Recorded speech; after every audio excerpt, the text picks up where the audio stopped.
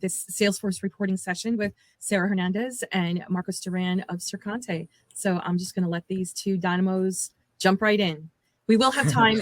We do plan to have time at the end for Q&A. So go ahead and post your questions in the Q&A tab, and we'll address them later. Thank you. Over to you, Marcos. Awesome. I'm getting ready to share my screen, everybody. So let's just give it a couple seconds here. Hopefully it picks up. Good morning, everyone. You are in the session called Salesforce Reporting for Marketing Admins and How to Get Started. That is still showing black for me. Let's see. There we go. Okay, perfect. Today, I am joined by Sara Hernandez, Director of Delivery at Sercante, and I am a marketing manager over at Sercante too. Thank you so much for being here. Sara, is there anything that you want to tell our audience about you? Sure. I will start with this. If there is ever a hill that I will die on, it's that reporting and analytics should be at the basis and the foundation of any kind of marketing strategic go forward decisions you make. So I'm really excited to share this presentation with you guys. Awesome. All right. Here are socials for both Sara and myself. Please add us. And if you have any additional questions, please use the chat and the Q&A. Afterwards, during the presentation, we'll also toss in there a Genius Bar link, just in case you haven't had a chance to sign up for one of those. And then you can always follow up with us on social as well. All right. We want to obviously thank our wonderful sponsors for helping us put this event together. Make sure you check out the sponsors and resources tab after the session. All right. Our goal today is simple. Sara really put it in like perfect words, but let's go ahead and add a little bit more meat to that. In this session, what we're going to do is we're going to walk you through some quick reporting basics to make sure as a marketer, you're able to communicate with your admins and with your sales team, right? It is very crucial. Long gone are the days where you just sign in to Pardot or Marketing Cloud, right? Or, if you use HubSpot with Salesforce, whatever, you need to really level up your skill set to make sure that you're communicating effectively so you can have a seat at the table like our panelists at the Ask Me Anything MOPS edition panel we're just discussing earlier.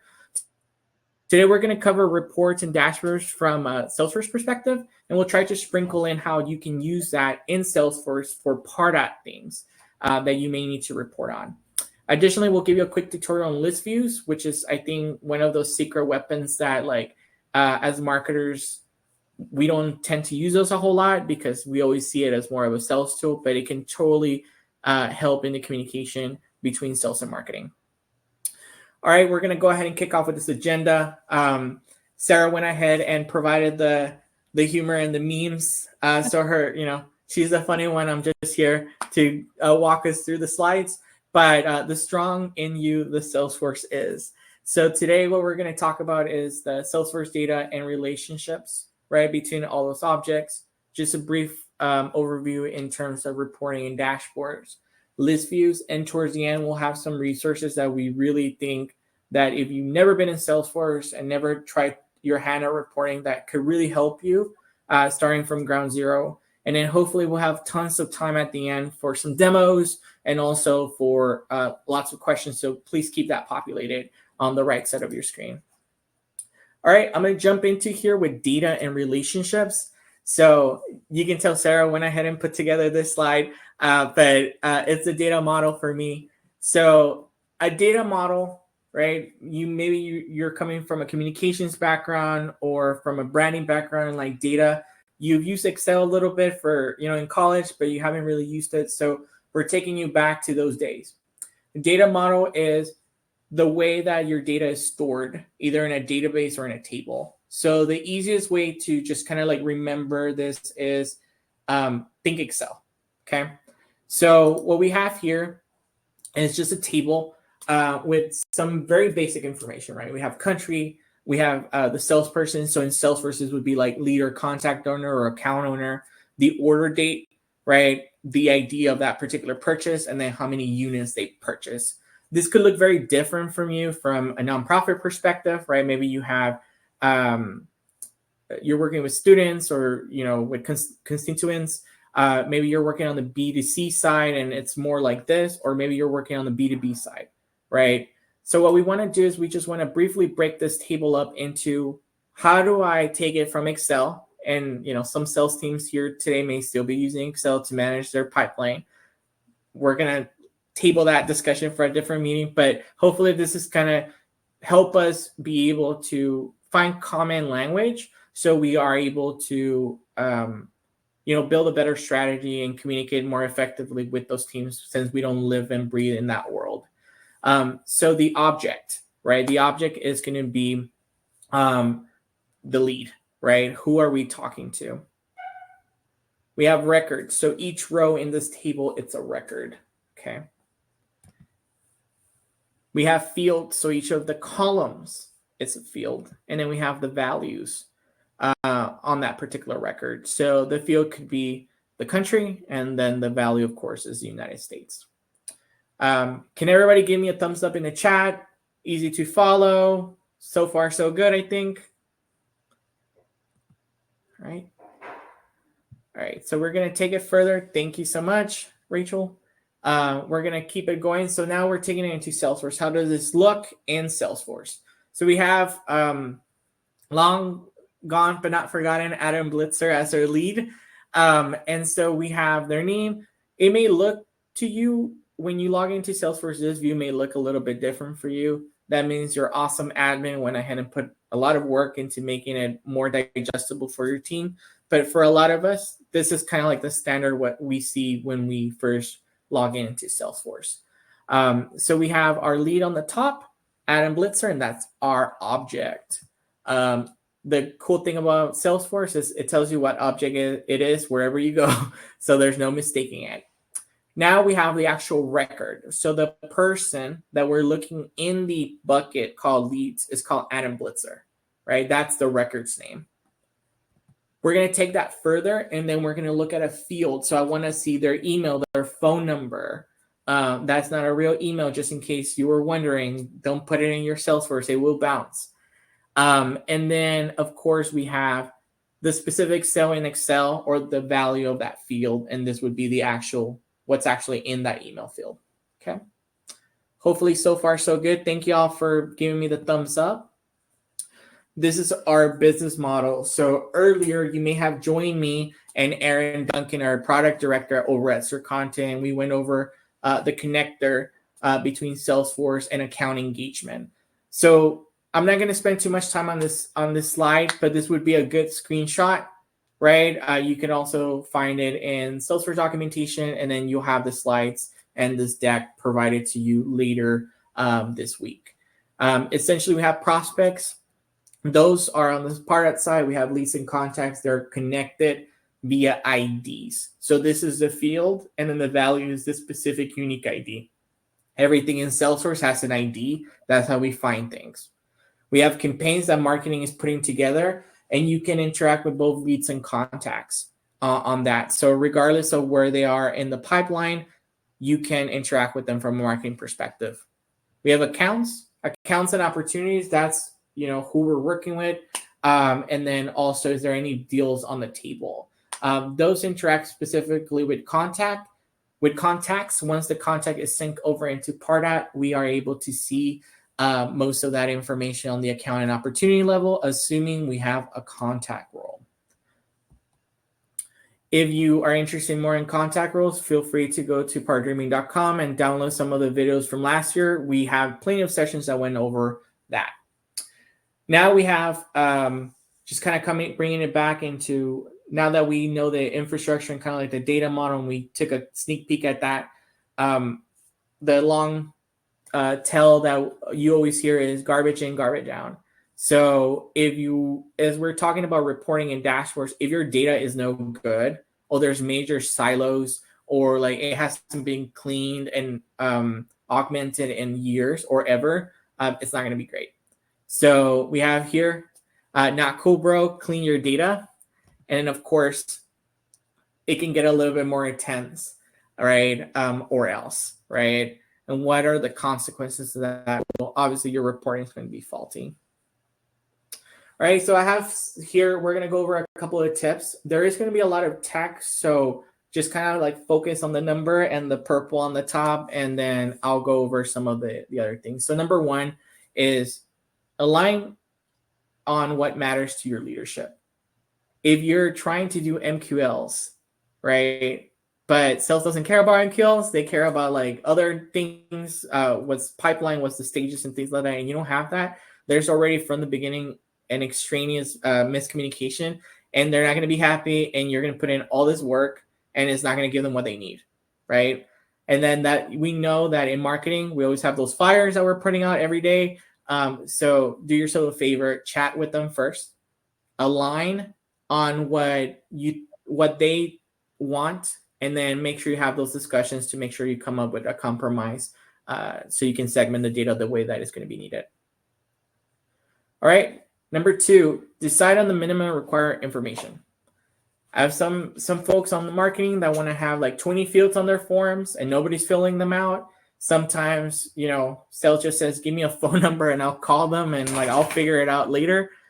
Decide on the minimum and then stick to it. You may have buckets on your fields. You may say, these are like content forms. I'm going to ask for the bare minimum information. Maybe something more extraneous like contact us. You may want to ask for a couple more fields and send those directly to sales. Lastly, remember that you can augment information data. There's plenty of resources and other tools that can help you fill in the gaps. We're going to go ahead and go to number three. Make it easy on users and on the prospects. So if I am a sales rep and I am filling out the information because I found somebody's information, an event, and they wanted me to reach out to them, or maybe I'm browsing LinkedIn and they seem to be a good fit, things like that. Try to use pick lists, right? Work with your admin to make sure like data entry is not as hard as it is right now, maybe for you guys. And also on the Pardot or Marketing Cloud side, if you're using forms, or maybe you're integrating other forms with your systems, make sure that things are consistent, things like drop downs for state and country. You're going to have checklists, multi-checklists, things like that. And make sure that all your systems that are ingesting that data can actually leverage the data correctly. All right. We're going to keep going. Enforce your requirements. You spend all this time aligning with people and like putting up your forms and things like that. And then there comes, maybe somebody new in the marketing department, or maybe somebody from sales, and they're not putting in their information. They're not updating their opportunities. Prospects are filling out forms, and like on one of them, you have a first name, last name, country. And then the other one, you just have state. And obviously, you may be international, things like that. Enforce them. How do you do that? You build a center of excellence, right? You build documentation, you do demos, you do anything that you can to make sure that marketing has it down and that we are giving information to the people that need it, but also on the Salesforce side. I gave an example earlier on like how a customer service rep or a Salesforce rep, BDR, SDR could be in there and typing in things. If you need things for your processes to function, like lead status, like state and country, phone number, whatever that may be, use JavaScript, use validation rules, use whatever you need to make sure you make it super crystal clear. You're not moving forward unless you do X, Y, and Z, right? And lastly, ingest, process, and refine your data consistently. So ingesting it, make sure all your forms are consistent and still coming in. If you do have imports from like trade shows, events, things like that, before you do the import, do some Excel cleanup or like run it through something else. Maybe you want to leverage a data augmentation tool to just make sure like you're validating the emails. Or honestly, cheap option, just skim it.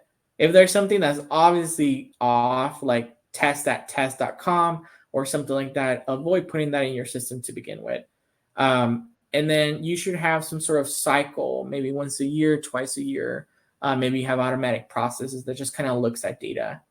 Sercante has this awesome tool called Prospect Updater, where you can have maybe, unique to you. You have a list of like spam words that you just know you're going to get a lot, or you want to update certain fields, and that list is always growing and it's just a hassle for the admin to maintain it. We can help you with that. Once it's set up, not anybody, nobody has to code or anything. You can go things like a spreadsheet or something else to go update that list, and it just does it on its own. All right. With that being said, I want to take a quick poll here before we switch it over to Sara. So we had one open up until now in the polls tab. Have you built Salesforce reports before? And so we're noticing that there's quite a bit of people that have reported them. There's a few people that need some help from admin, probably because they don't have access to the objects, or maybe they're trying to do a little bit more intricate. So hopefully this can help. And then we have a few people that no, they haven't touched it. Maybe they don't even have access to Salesforce, which totally happens.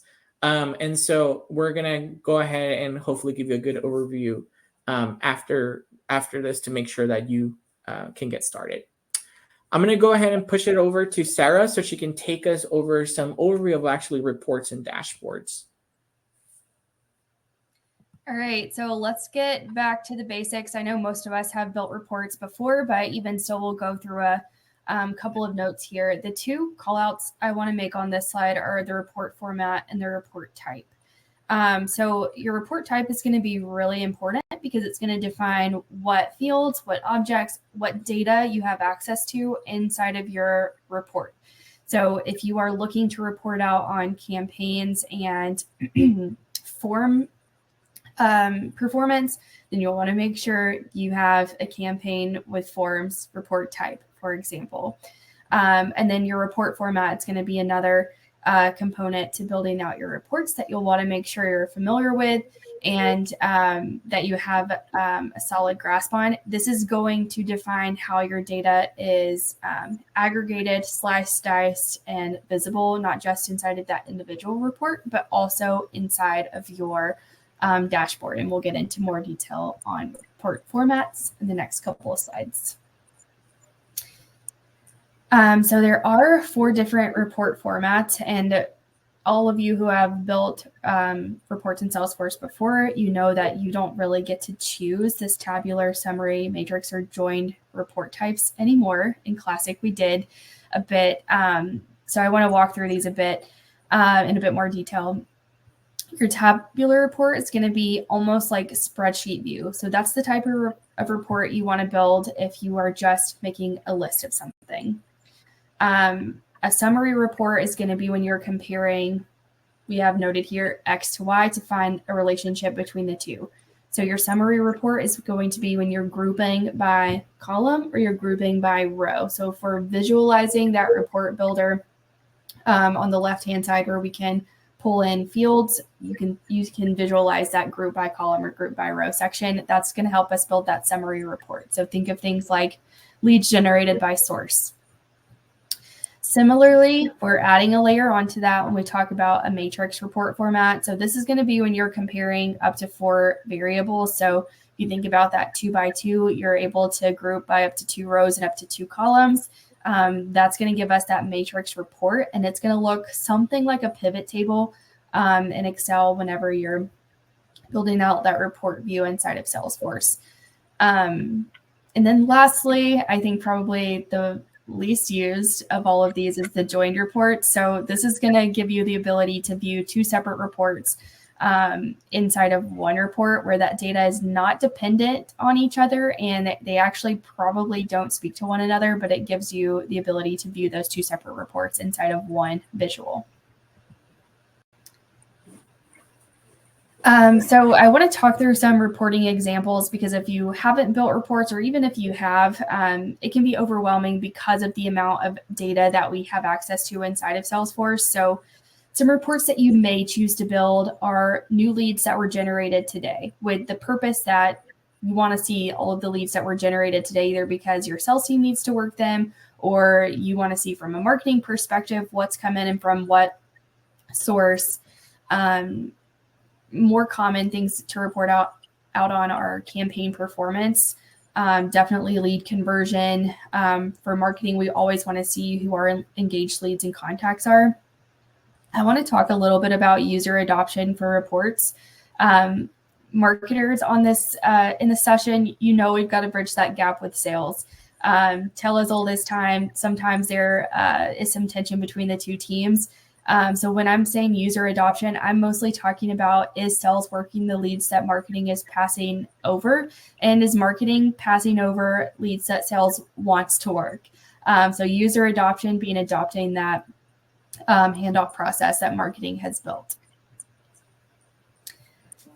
All right, let's look at some dashboard examples. So reports being our baseline foundation for dashboards, we use those to build out our dashboard criteria.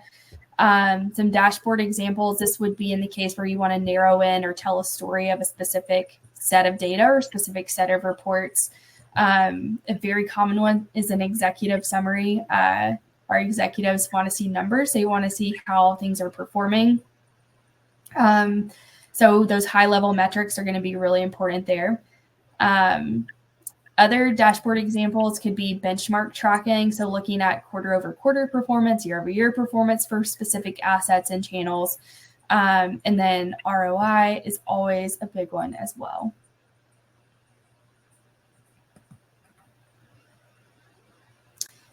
All right, so looking at planning for our reports. Why do we even build these reports in the first place? Let's go on to the next one. So I'm getting a note that my internet connection is unstable. So just a heads up. Why we use got it. Okay, why we use reports and dashboards in the first place. We love making those strategic decisions. Emotions and hunches and personal anecdote are great, especially when we're carrying those over from past roles and past companies. Wonderful. We need that experience. However, when it comes to making those actionable decisions, we want to make sure that the data and the facts back us up there. So we may have a hunch that our ideal market is on Facebook. But in reality, our market may be ever present on TikTok. So we can use those same emotions and hunches, but our approach and our channel is going to look a little bit different. And we want to use our reports and our data to back that up. Other reasons, we want to see what's working and what isn't. Fabulous way to make those strategic go forward decisions. Being able to customize your view for the audience at hand. Salesforce offers a great way to do that through reports and dashboards. Visualizing data is another big one. So it takes that cumbersome view of words and numbers and puts them into a more digestible format when we use the reports and dashboards inside of Salesforce. So I want to present you guys with what I would say are some key reports to start with if you are not doing this already. These, I would say, are must-have reports for any marketing team.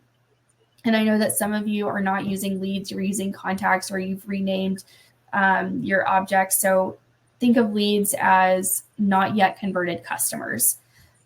So first one being new leads or not yet converted customers by source. We want to know where those records are coming from and why.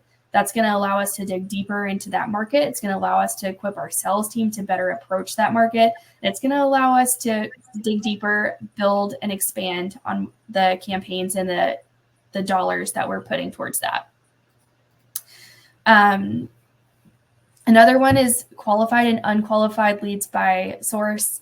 Why would we want to show unqualified leads by source? If our sales team is marketing those leads or those not yet converted customers as unqualified and they are all coming from Facebook, we want to know that, especially if we're spending lots of money in those channels and in those paid advertising. We do not want to continue putting our dollars there if everything that's coming in is unqualified and not our ideal target audience. Whereas on the other side, we always want to know where our qualified records are coming from. So if we see a huge volume of qualified leads from LinkedIn, for example, we know we want to allocate more of our resources, more of our creative, more of our dollars towards those campaigns. We noted in the description, this is not a campaign influence session, and it's not, but I also want to say campaign influence is going to be a really key report when it comes to making those strategic decisions. And then engagement history for your marketing assets. So if you've got connected campaigns enabled, you'll be able to turn on engagement history, and you'll be able to report out on your list email sends, forms, links, landing pages, all of the things inside of Salesforce. So you get your Pardot metrics and numbers, but you get the flexibility of the Salesforce reports. I want to take a quick second here, Sarah, to just outline a few of the reports that you have here on the screen. So for the first two, we're focusing a lot on source. I think something that a lot of the marketers who are joining us today are saying, hey, I may or may not be using UTMs. When I go look at this report by source, Pardot, isn't showing me a bunch of the source on a lot of the records. I'm gonna go ahead and I guess I asked the questions. I'll go ahead and take it. But how Pardot works is you have your forms, your landing pages, your form handlers, and all that good stuff. And so whenever if you're using UTMs, great. But we both know, Sarah, there's a little bit of extra work that goes into that to making sure that you're capturing those not only the first time, but multi-touches and things like that. But with Source, part of it is programmed, and you may be using other tools too, and everybody has kind of like their own way of doing it. But there's a refer. So like, what was the first thing that they clicked before they got to your form and, filled it out? Pardot tries to do that. There's a help article on what are the main sources that it can identify. But as we're moving into this like cookieless quote unquote world, where a lot of that is kind of going away and things like that, how do you continue to grab that information? So there's plenty of tools out there that like claim to be doing this. There's some things that you can do, such as like tagging your forms, making sure you at least identify what the form is situated. So just kind of wanted to call that out. In terms of campaign influence and engagement history, maybe one or two of these words are brand new concepts to some of the folks that we have here. With campaign influence, everybody who has Salesforce has access to this. You actually don't need Pardot. But when you have Pardot, you are able to unlock a lot of more turnkey things. And with some configurement on the admin side of Salesforce, you can really filter out things that you don't want to attribute. But it's two hands. There's a Salesforce side, right, for configuration, and then what is Pardot doing to make sure that all that data is being captured. So there's definitely a process to be had there. And if you haven't heard of this, there's plenty of campaign influence sessions in this year. So you can go check those out. And then lastly, engagement history. This has to do with your connector. This has to do with, are you on Lightning for Pardot specifically? So there's definitely some prerequisites there if you haven't unlocked those. One of the pains of having Pardot is like you have like this very limited sometimes dashboards in account engagement, and sometimes you want to take them over into Salesforce and really like dive deeper into them. Account engagement is that option, right? But you need to be on connected campaigns. So if you're still not doing that, you're not taking the full advantage of this history that does a lot of it on its own in terms of like high level overview metrics. Now, if you still want to, continue to get the list of people that actually click, that actually open, and all that good stuff, you do still have to use automation roles, completion actions, engagement studios to add them as campaign members. So you can see that, but at a high level, how is my email performing, landing pages performing, forms performing? You're able to do that now. So if you're not there yet, these are some easy wins that you can do. There's plenty of documentation online that you can work with your admin or do it yourself. But just wanted to like take a moment here and say, before you get to these reports, there's other questions that need to be answered. There's configuration that needs to happen. It's not super hard, but you need to find what works for you. So we'll move on to the next slide. Sorry, Sarah, for hijacking that conversation, but just wanted to make sure we elaborate on that, because I know some of our attendees may be wondering, like, well, I don't have that. So thank you. Absolutely. I was actually responding to a question that was in the chat that Alan put on top 3 to 4 key metrics that matter to most CMOs, in my opinion. And I added those. These are the things that I would be looking for. Number 1, cost per acquisition, conversion rate, and then return on investment by campaign. Again, so we know what's it costing us to get those new customers, is what we're doing converting them. And at the end of the day, are we making money off of the dollars that we're putting into that? And I think these reports will help you get there. I actually want to skip through these next few slides. These are examples of the reports that I noted that everyone should have, and also details on filters and things that I would recommend. Talking about source, let's say you guys aren't using the source field, enter specific field that you're using. Oh, I don't know what happened there. We're on to Salesforce then. Yeah, shout out to to them. Salesforce then for that screenshot. I want to talk through using data to cut through the noise, because as we just said, data is everywhere. There's a lot to sort through. So these are some questions that I would ask before you even build out your dashboard, to make sure that your data is concise and that it tells the story that you're looking to tell. And I'm not talking about slicing and dicing the data to tell the metrics that you'd like to see, because if they're bad, we want to know that too, not for punishment or anything like that, but just so that we can turn the ship around. But mostly so that we can, make those strategic decisions that we need to make, and we can share the data that we need to share with sales, with our execs, in a way that they can digest it, receive it, and support us in those decisions moving forward.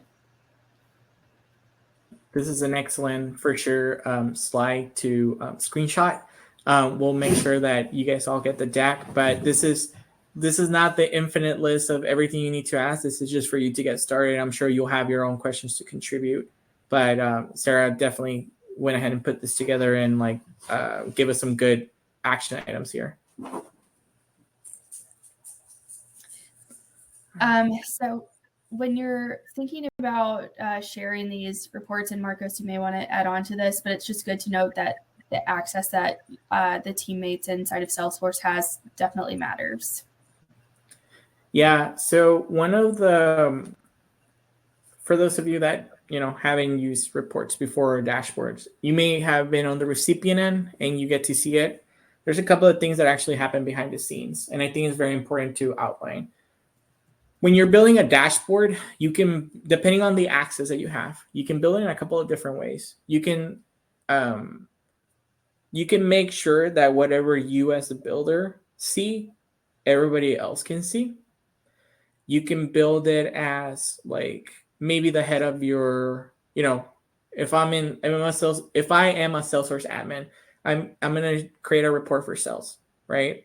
So I may want whatever the sales manager sees for everybody who accesses to see it from his lens, right? So something when we're working with clients, sometimes that happens is we'll build it for the person who asked it, and then it'll be shared around, or somebody is going to go into a folder that they don't normally do, and they will either see a dashboard or a report that has zero data that looks terrible. And then ultimately we get an alert and panic that the report or the dashboard is broken. Oftentimes it's just that the person that is looking at it doesn't have the same permissions from a profile perspective as the person that we built it for. Now there's ways that you can tweak it so you can make it shareable, and whoever joins it, they'll see it from their lens, or you'll always see it from the person that uses it. But that's just something to keep in mind. Another thing is you're working on a report, whatever, sending it to your boss, and they can't see it. How come? The number one reason why they can't see it is because it's in your private folder. So if you move it to a public folder, right? Maybe you create like a sales and marketing like collaboration folder or whatever. If you put it there, then anybody who has access to that folder can see it, right? So again, there's different levels, personal, and then there's like the folder structure level in Salesforce of what you can and can't see. All right, that's all I have to add. Thank you. All right, so let's build a dashboard. Now that we've got our foundation, we'll have what we need to build out that dashboard, build out that story. So if we're building a dashboard for our executive leadership team, we know that they love numbers and that they probably don't have time for a deep dive on all of the individual details. That's just not their focus. As an executive leadership team, you're definitely looking at the higher level metrics here. So we want to give them only what they need to know. And in this example, I'm giving leads generated in the last 90 days. So what's new in our lead pipeline or our lead funnel? What source is producing the most leads for us? And then what's our ROI? So I would say this is definitely the case for businesses and executive teams that are looking to expand and grow in new business. So when we put that all together, we've got this for the last 90 days, 8 new leads in the red, because that would be really awful. Not really awful, but I would think it would not be great.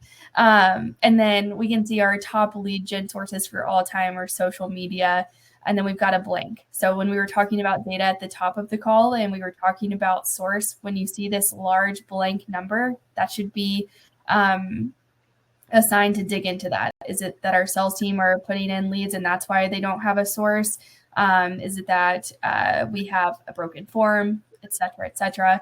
And then we've got our ROI component there as well. So we can see our campaign influence and which campaigns we're running or generating at the end of the day are impacting the most amount of revenue. Awesome. All right. Thank you, Sarah. Let's go ahead and jump back into list views, not only for sales, but for anybody who needs them. So as marketers, as Sarah said, that tell us all this time, marketing generates leads and sales doesn't follow up with them. I feel like a lot of times we give sales a bad rap and like they may be particularly bad in your organization, but I think like we also have to do some reflection and say why, right? And it usually comes down to one of these three reasons. I'm sure there's other ones, but this is kind of like the ones that we came up with. Lack of awareness. Oh, I never got an email. I didn't know I actually had a lead. Or, oh, what dashboard? I don't know. I don't check a dashboard. I just go through my accounts. They don't trust them. Yeah, the last 3 leads that you sent over, they weren't qualified really. And I don't know why you thought they were. And then the qualification, if you did have a very clear outline of what's qualified and you missed that, you're breaking trust. All right, so we have this list view. So what are they? So in every object in Salesforce, you're able to create kind of like this table, and you're able to add, I think, up until like 10 fields across from it, and you can even sort. So this is often used when marketers, you're sending leads or prospects over into Salesforce for the first time. This is what they can see, right? One of the things that happens is that what happens if a lead, right, was created like 2 years ago and they just fill out a form. They're not going to appear here because maybe this view was set to create in the last 30 days, right? So there's things that you need to really look at and test and tweak with your sales environment to make sure that like they're situated correctly. This is also on the leads object. So if a contact fills it out, they're not going to it's not going to appear. One of the main reasons why sales always ask, can I just get a new lead for every time that somebody fills out a form, is so they can appear on this list view, So if you fix those issues, right, either by creating a report, another dashboard, some sort of view, right, for leadership and for sales, they may have a little more confidence that like the process isn't broken when it isn't. It's just there's a lack of communication and they're not trusting you because they're not seeing what they think they should be seeing. So list views is a quick way, probably one of the easiest things. You can build that on your own usually without having access to like reports and dashboards. And then you can share with the greater organization. Here is just another example. You can search, you can filter out. So this is kind of like a view. You can build one for yourself. And from this view, you can add to campaigns, you can send out emails, you can delete, you can modify records as well. So maybe this would be a good one to, from the sales perspective, they're updating the lead status. Has this been contacted or not? We want to have some key takeaways here. So I mentioned data is king. Keep it clean and be realistic about what your reports will show. If you know you have bad data, the reports aren't going to be great. Start small and grow with your team as priorities change. Still don't try to be Mount Everest when you don't even have a hill yet. Use reports as standalone and as a foundation for your dashboards. Dashboards should tell a story like Sara mentioned, be concise and prescriptive about not only the format type, but also what you choose to share, right? Finally, make sure that you give everybody the right access, because if they don't have the access, they can't trust it because it's not there. And lastly, marketing, IT, and sales should be working together to build trust in our data, to creating processes of feedback. Hey, this lead isn't working out because it's not qualified, etc. And then just overall, we're all moving in the same direction. The better the reporting, the better the data, the better the business decisions that we can make. And then, of course, Sara had to close it out here with, if you can just pull those marketing metrics, that'll be great. Here's some key resources. Highly recommend the super badges on reporting on Trailhead. That is an awesome place to start if you're at zero. I've been in the ecosystem for a couple of years, and I did them, I think, earlier this year. And I still learn a couple of things. So we have demos and Q&A. And we just want to thank you. So we have a couple minutes left. Sara, is there anything in the chat that you want to go ahead and answer? Pam, have you caught anything? I'm taking a look through if there's anything that we haven't responded to yet.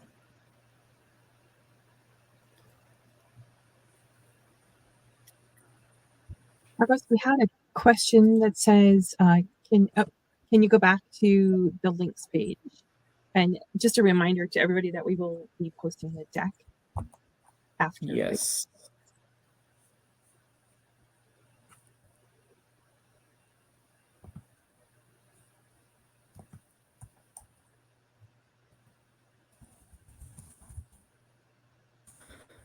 Shameless plug. We have meetings for our appointments. So if you're stuck on any reporting questions, here is how you're gonna. You can meet with Sara, with myself, and we can have a discussion around this. You can click on the link in the bottom. Feel free to also join Sara and I and even Pam on social, and we're happy to talk to you as well. Let's see. Do we have any other questions we can answer before we head out for the day? No new questions were posted. Okay. Thank you everybody for joining us. And just a reminder, we'll have the recordings, the deck available afterwards. We've got the Genius Bar sessions. Hop into the next session in this track is on marketing ROI. So that'll be interesting. And have a good rest of your day. All right. Thank you so much, Pam. Thanks, everybody.